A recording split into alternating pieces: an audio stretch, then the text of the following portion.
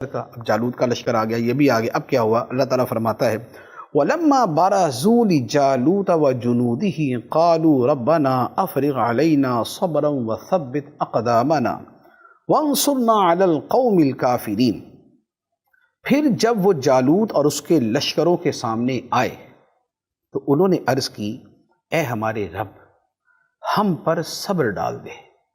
اور ہمیں ثابت قدمی عطا فرما، اور کافر قوم کے مقابلے میں ہماری مدد فرما۔ یہ تھا ایمان والوں کا اور یقین والوں کا رب کی بارگاہ میں فریاد کرنا، اے اللہ ہم پہ صبر ڈال دے، استقامت ڈال دے، حوصلہ ہمیں عطا فرما، ثابت قدمی عطا فرما، اور ان کافروں کے مقابلے میں ہمیں اپنی تائید، اپنی حمایت اور اپنی نصرت عطا فرما۔ تو جب یہ جو تھوڑے سے افراد تھے جن کا جذبہ ایمانی بلند تھا اور جن کا خدا پہ توکل مضبوط تھا، جب یہ ڈٹ گئے تو اللہ تعالیٰ فرماتا ہے فَحَزَمُوهُمْ بِإِذْنِ اللَّهِ وَقَتَلَ دَاوُودُ جَالُوتَ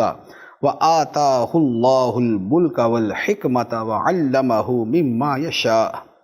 وَلَوْلَا دَفْعُ اللَّهِ النَّاسَ بَعْضَهُمْ بِبَعْضٍ لَفَسَدَتِ الْأَرْضُ وَلَكِنَّ اللَّهَ ذُو فَضْلٍ عَلَى الْعَالَمِينَ۔ تو انہوں نے یعنی طالوت کے لشکر والوں نے اللہ کے حکم سے دشمنوں کو بھگا دیا، اور داؤد نے جالوت کو قتل کر دیا،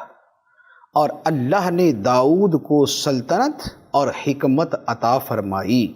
اور اسے جو چاہا سکھا دیا۔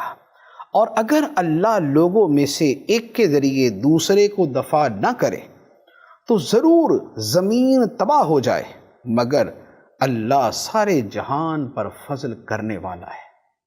تو اب واقعہ یہ ہوا کہ جب لشکر کا مقابلہ ہوا تو یہ جو مسلمانوں کا لشکر تھا اس نے کافروں کے لشکر کو شکست دے دی۔ ایک اس کے اندر بڑا اہم واقعہ تھا جس کا یہاں پر بیان ہوا، وہ یہ تھا کہ جو جالوت بادشاہ تھا جب وہ میدان میں آیا تو چونکہ ایک بادشاہ کا اپنا ایک روب ہوتا ہے، پھر اس کا ایک اپنا لباس ہوتا ہے، پھر اس کا ایک اپنا جثہ اور اس کا ایک جسم تھا، تو اسے دیکھ کے تو اچھے جو ہے وہ گھبرا گئے کہ اس سے مقابلہ کیسے کریں، اور اس نے آ کے پکارا کوئی ہے میرے مقابلے میں آنے والا؟ تو اب یہ جو طالوت بادشاہ تھے انہوں نے اپنے لشکر میں اعلان کیا کہ جو شخص اسے شکست دے دے اور اسے مار دے، میں اپنی بیٹی کا نکاح بھی اس سے کروں گا اور اپنی آدھی سلطنت بھی اسے دے دوں گا۔ تو حضرت داؤد علیہ السلام آگے بڑھے، آپ کے ہاتھ میں ایک رسی تھی جس کے ساتھ جو ہے وہ جسے گوپھن کہتے ہیں، جس کے آخر پہ جو ہے وہ ایک پتھر رکھ کے جو ہے وہ گھما کے مارا جاتا ہے۔ تو آپ آگے بڑھے اور آپ نے جو ہے وہ پتھر اس میں رکھا اور اسے جو گھما کے پھینکا دور سے، تو وہ سیدھا جا کے جالوت کی کھوپڑی میں لگا اور اس کو کھوپڑی کو پاش کر دیا۔ جالوت مر گیا، مسلمانوں کو فتح ہو گئی، اور طالوت بادشاہ نے اپنے وعدے کے مطابق اپنی بیٹی کا نکاح بھی آپ سے کر دیا اور آدھی سلطنت بھی آپ کو دے دی۔ اور پھر جب یہ طالوت بادشاہ فوت ہوا تو جو باقی پوری سلطنت تھی وہ بھی ساری کی ساری حضرت داؤد علیہ السلام کے پاس آ گئی۔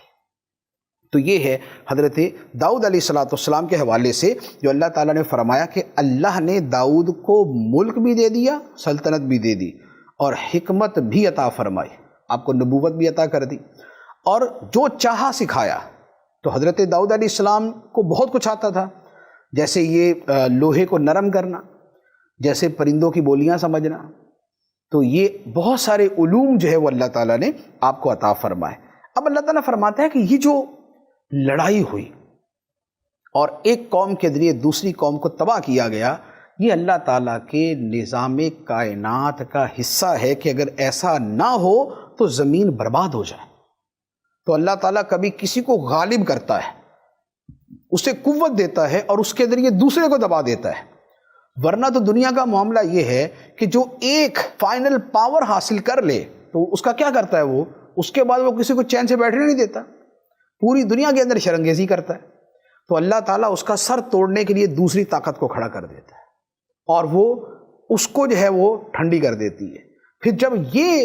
فرعونیت پہ آئے تو اللہ تعالیٰ تیسری طاقت کو کھڑا کر دیتا ہے اور اس کے ذریعے اس دوسری طاقت کو ٹھنڈا کر دیتا ہے۔ تو فرمایا کہ یہ خدا کا نظام ہے، یہ خدا کا نظام ایک تکوین ہے۔ اللہ تعالیٰ جہان پر